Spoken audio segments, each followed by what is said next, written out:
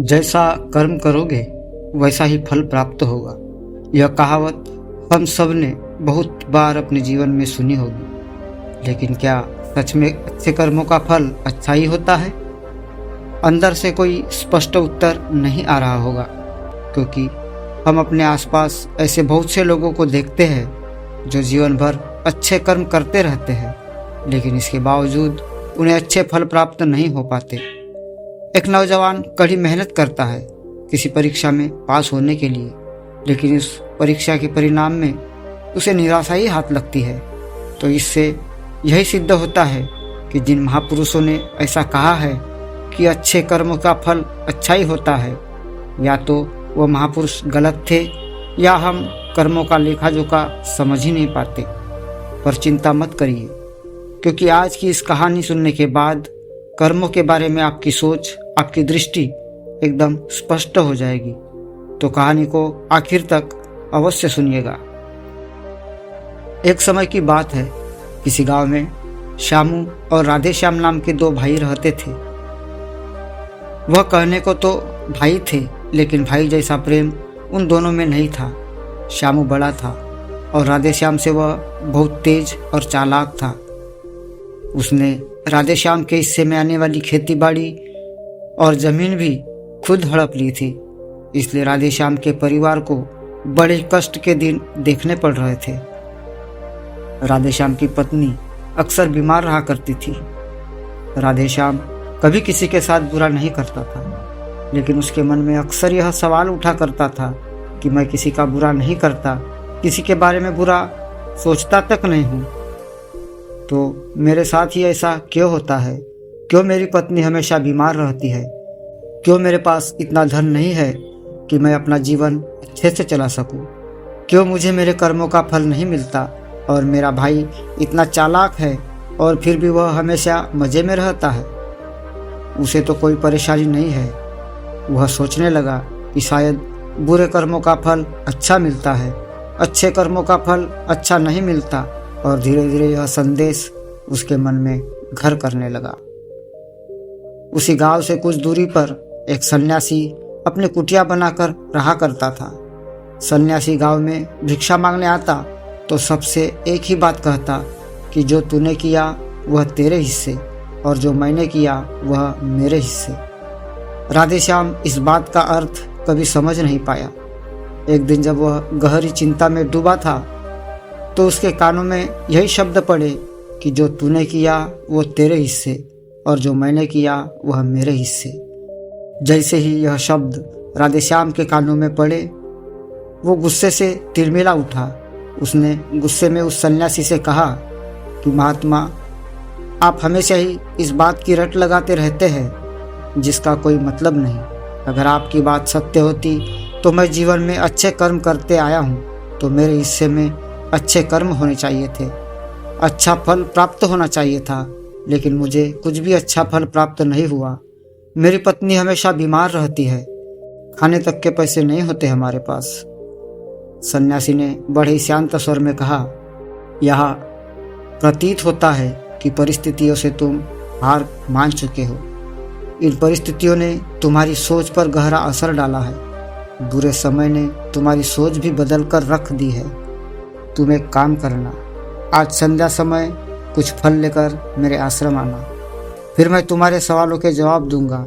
और यह कहकर वह सन्यासी अपनी भिक्षा पात्र लेकर अगले घर की तरफ निकल जाता है।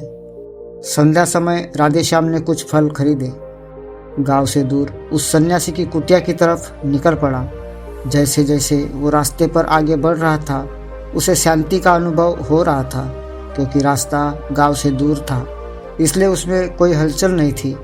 बस रास्ते में जगह जगह कुछ लंगूर और बंदर दिखाई दे रहे थे। राधे श्याम के मन में आया कि वह कुछ फल उन बंदरों को और उन लंगूरों को खिला दे, लेकिन फिर उसने सोचा कि अगर मैं फल लेकर सन्यासी के पास नहीं गया तो मेरे सवालों के जवाब मुझे नहीं मिलेंगे। इसलिए बंदरों से वह फल बचाता हुआ उस सन्यासी की कुटिया तक पहुंचा। जैसे ही राधे श्याम उस कुटिया में पहुंचा, वैसे ही सन्यासी बोल पड़ा, अगर मन में था तो यह फल खिला क्यों नहीं दिया बंदरों को? यह सुनकर राधे श्याम आश्चर्यचकित रह गया। सन्यासी को कैसे पता चला कि उसके मन में बंदरों को फल खिलाने की इच्छा हुई थी। उसने पूछा कि महात्मा, आपको कैसे पता कि मैं बंदरों को फल खिलाना चाहता था? सन्यासी ने बड़े ही शांत स्वर में कहा कि जरूरी यह नहीं कि मुझे कैसे पता चला। हम तो सन्यासी हैं, सबके मन की बात पढ़ लेते हैं। जरूरी यह बात समझना है कि जिस तरह एक बछड़ा हजारों गायों के बीच अपनी माँ को ढूंढ लेता है, उसी प्रकार कर्म अपने कर्ता को ढूंढ ही लेता है। यह कर्म मेरे हाथों ही होना था। और यह कहकर सन्यासी ने उसके हाथ से फल लिया और बंदरों को खिलाना शुरू कर दिया। राधेश्याम इस बात का मतलब समझ नहीं पाया, इसलिए उसने उस सन्यासी से सवाल किया कि महात्मा, मैं आपकी बात का मतलब नहीं समझ पाया। कृपा करके मुझ अज्ञानी को इसका मतलब समझाने की अनुकंपा करें। सन्यासी ने बड़े शांत स्वर में कहना शुरू किया कि मनुष्य को हमेशा यही लगता है कि वह करने वाला है, वही करता है और वही कर्म करेगा। लेकिन समझने की बात यह है कि कर्म आपका खुद चुनाव करता है। आप कर्म का चुनाव नहीं करते। अगर आप किसी कर्म को करने के योग्य हैं तो हजारों लोगों के बीच में कर्म आपको अपने आप ढूंढकर निकाल लेगा।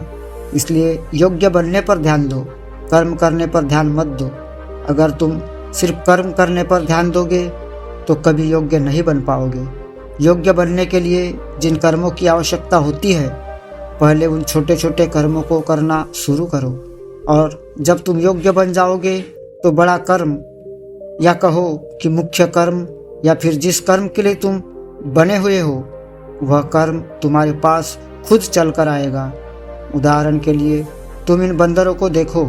इन बंदरों ने छोटे छोटे कर्म करके पेड़ों पर चढ़ना सीखा, गुलाटियाँ लगाना सीखा, और इसी प्रकार छोटे छोटे कर्म करते हुए मुझ तक पहुँच गए।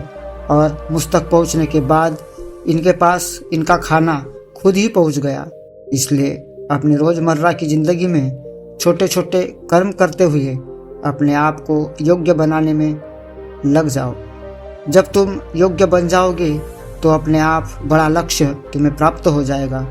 सन्यासी ने अगला कथन कहना शुरू किया, जो कि बहुत ही जरूरी था। ध्यान लगाकर सुनना। अगर तुम योग्य बनने के लिए कर्म नहीं करोगे तो दूसरे लोगों के कर्म भी तुम्हें प्रभावित करने लगेंगे। उदाहरण के लिए तुम्हारी पत्नी कई दिनों से बीमार है। तुम अक्सर यही सोचते हो कि मुझे किन कर्मों की सज़ा मिल रही है, लेकिन समझने की बात यह होती है कि तुम्हारी पत्नी अपने कर्मों की वजह से है, तुम्हारे कर्मों की वजह से नहीं है। तुम्हारे कर्म तो अच्छे हैं, लेकिन क्या पता तुम्हारी पत्नी के कर्म अतीत में अच्छे ना रहे हो, जिसकी वजह से वह बीमार हो गई हो, और तुम्हारी पत्नी के कर्मों की वजह से तुम्हें भी दुख झेलना पड़ रहा है। और इसी प्रकार बहुत से मनुष्य अपने बच्चों की वजह से, अपने परिवार की वजह से, इन सब की वजह से कुछ दुख झेल रहे होते हैं। लेकिन जरा सोचो, अगर तुम योग्य होते तो तुम अपनी पत्नी का इलाज करवा पाते, उसकी बीमारी दूर करवा पाते। और क्या पता अगर तुम योग्य होते तो तुम्हारा किसी दूसरी स्त्री के साथ विवाह हुआ होता जो स्वस्थ होती। लेकिन तुम योग्य नहीं थे, इसलिए तुम अपनी पत्नी की वजह से खुद दुख झेल रहे हो। अगर तुम योग्य बन जाओगे तो दूसरे लोगों के कर्म तुम्हें प्रभावित नहीं कर पाएंगे। सन्यासी ने राधेश्याम को चेतावनी देते हुए कहा कि याद रखना राधेश्याम, हमको वह नहीं मिलता जो हम चाहते हैं, बल्कि वह मिलता है जिसके लिए हम योग्य होते हैं। इसलिए अपनी योग्यता को बढ़ाने पर काम करो, उसके लिए कर्म करो। कर्म का फल पाने के लिए कभी कर्म मत करो। राधेश्याम ने सन्यासी से हाथ जोड़कर एक सवाल पूछा कि महात्मा, मुझे यह बताने की अनुकंपा करे कि मैं अपनी योग्यता किस प्रकार बढ़ा सकता हूँ ताकि मेरा मुख्य कर्म मुझे ढूंढ सके। सन्यासी ने बड़े ही शांत स्वर में कहा, इसके लिए बड़े ही सरल सरल उपाय होते हैं। सबसे पहला उपाय है कर्म करके बोलते जाओ। जो भी कर्म कर रहे हो अपने योग्य बनने के लिए उस कर्म को करने के बाद भूल जाओ। यह मत सोचो कि उससे तुम्हें क्या प्राप्त हुआ। इसलिए कहा जाता है कि कर्म करो, फल की चिंता मत करो। अगर तुम फल की चिंता करोगे, वास्तविकता में तुम कर्म कर ही नहीं रहे होगे। अक्सर मनुष्य की पीड़ा का यह एक बहुत बड़ा कारण होता है। वह सोचता है कि मैं कर्म तो कर रहा हूँ लेकिन मुझे फल प्राप्त नहीं हो रहे, और यही पीड़ा उसके मन में ठेस पहुँचाती रहती है, उसको अपने लक्ष्य से भटकाती रहती है। किसी कर्म को करने के बाद अपना आकलन करना जरूरी है, लेकिन फल की चिंता ना करें। राधेश्याम ने सन्यासी से सवाल किया कि महात्मा, हम अपना आकलन कैसे कर सकते हैं? सन्यासी ने उत्तर दिया कि जब तुम कोई काम पूरा करते हो तो काम पूरा करने के बाद खुद से यह सवाल पूछो कि क्या काम को करते समय तुम्हारा ध्यान इसी काम पर टिका हुआ था? क्या तुम्हारा ध्यान कहीं और भटक रहा था? इस तरह तुम खुद कंपेयर कर पाओगे कि तुम कितने ध्यान के साथ उस काम को कर रहे थे, और जितने ध्यान से तुम किसी कर्म को करोगे उतनी ही तुम्हारी योग्यता बढ़ती जाएगी। और अगर तुम यूं ही बस पूरा करने के लिए किसी कर्म को करते रहोगे तो उस कर्म से तुम कभी भी योग्य नहीं बन पाओगे। वो कर्म तो पूरा हो जाएगा लेकिन उसका फल तुम्हें प्राप्त नहीं होगा। इसलिए अपना आकलन इस प्रकार करो कि तुम्हारा ध्यान वहाँ पर टिका हुआ था या नहीं था। क्या तुम्हारे विचार तुम्हें कहीं भटका ले गए थे? और कोशिश करो कि तुम्हारे विचार अगली बार जब तुम यह कर्म करो तो कर्म पर टिके, इधर उधर दूसरी बातों में भटके ना। राधेश्याम ने इस पर एक सवाल पूछा कि महात्मा, जब भी हम कोई कर्म करते हैं तो हमारा मन विचारों से ग्रस्त हो जाता है, वह तरह तरह की बातें सोचने लगता है, तो हम किस तरह अपने मन को एक ही कर्म पर टिका कर रख सकते हैं? इसके लिए कोई उपाय बताए। सन्यासी ने इसका उत्तर कहना शुरू किया कि जब भी तुम किसी कर्म को करते समय अपना पूरा भाव उसमें डाल देते हो तो तुम्हारे विचार उसी कर्म पर केंद्रित रह सकते हैं। पूरी निष्ठा, प्रेम और सद्भाव के साथ किया गया कर्म तुम्हारे विचारों को इधर उधर नहीं भटकने देता। विचार तभी तुम्हें दूसरी दिशा में बहा कर ले जाता है जब हम कर्म को पूरी निष्ठा के साथ नहीं करते, उसमें पूरा प्रेम नहीं डालते, पूरा प्रभाव नहीं दिखा दे। जब भी तीनों चीजें तुम उस कर्म में डाल देते हो तो स्वाभाविक रूप से उसमें सम्मिलित हो जाते हो और तुम्हारा मन और मस्तिष्क ही जगह पर टिका रहता है। सन्यासी ने अपनी बात खत्म करते हुए कहा कि अगर कोई इंसान, कोई मनुष्य इन उपायों का सही तरीके से इस्तेमाल करता है, उनका पालन करता है, तो वह किसी भी कर्म के लिए अपने आप को योग्य बना सकता है। और एक बार अगर वह योग्य बन जाता है तो उसी बछड़े की भांति उसका कर्म उसे अपने आप होता है। राधेश्याम को कुछ फलों के बदले जीवन भर का ज्ञान मिल चुका था, उसे स्पष्टता मिल चुकी थी, उसके सारे मन के सवाल खत्म हो चुके थे। उसने सन्यासी को प्रणाम किया और वहां से अपने घर के लिए निकल पड़ा। रात हो चुकी थी और रास्ते पर अंधेरा छाया हुआ था। वह इन बातों के बारे में विचार करता हुआ अपने घर की तरफ चल पड़ा। दोस्तों, कैसी लगी यह कहानी आपको?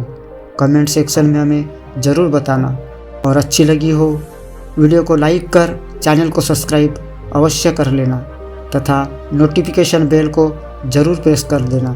तो मिलते हैं अगली कहानी में, तब तक के लिए आप अपना ख्याल रखिए। धन्यवाद।